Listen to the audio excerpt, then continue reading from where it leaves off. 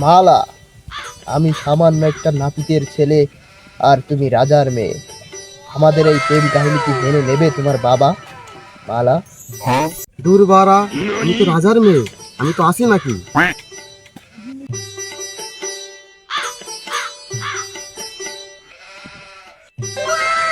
হুমুন্দির মাগি ঝড় জঙ্গলে প্রেম চুদাইছি, বিষয়টা তো সেনাপতিকে বলতে হয়।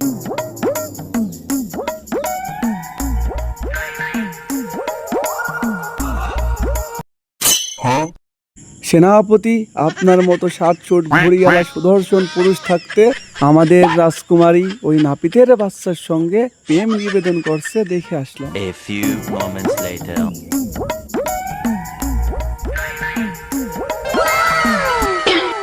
মালা, আমরা যে চুরি করে বিয়ে করে ফেলেছি, এটা কি তোমার বাবা মেনে নেবে?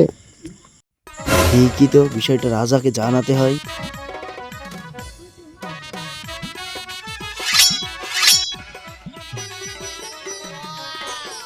মহারাজ, আমি এতদিন আশেপাশের মানুষের কাছ থেকে শুনেছি এবং আজ স্বচক্ষে দেখে আসলাম, আমাদের রাজকুমারী মালা ওই নাপিতের ছেলে কাসেমের সঙ্গে বিবাহ বন্ধনে আবদ্ধ হয়েছে। মহারাজ, খামোশ বিয়াদব, মুখ সামলে কথা বল। ধামকি দিয়ে আমার মুখ বন্ধ করতে পারলেও আপনি রাজ্যের সকলের মুখ বন্ধ করতে পারবেন না। মহারাজ, আপনার যদি বিশ্বাস না হয় আপনি রাজকুমারীর মুখ থেকেই শুনুন। রাজকুমারী, সেনাপতি যা বলছে তাকে সত্যি? সেনাপতি, যাও বন্দি বানিয়ে নিয়ে এসো সেই নাপিতের ছেলেকে।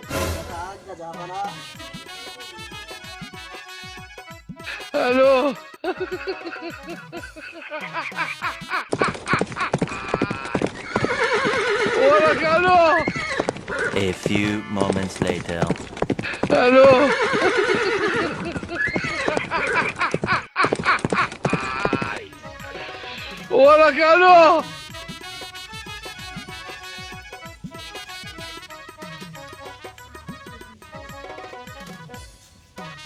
তোমার এত বড় স্পর্ধা, তুমি বামন হয়ে চাঁদের দিকে হাত বাড়াও।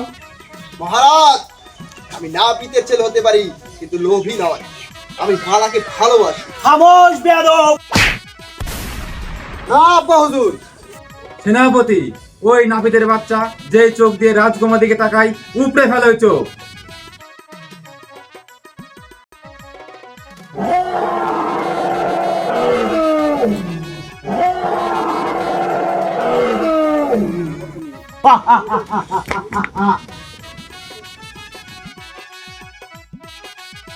আব্বা হুজুর, আপনি যতই অত্যাচার করেন না কেন, কাশেমকে আমার মন থেকে মুছে ফেলতে পারবেন না।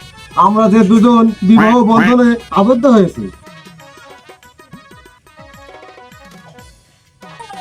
বাড়াস শালে মাগি, কানা ভাতা নিয়ে বনে বনে গুড়ি খা।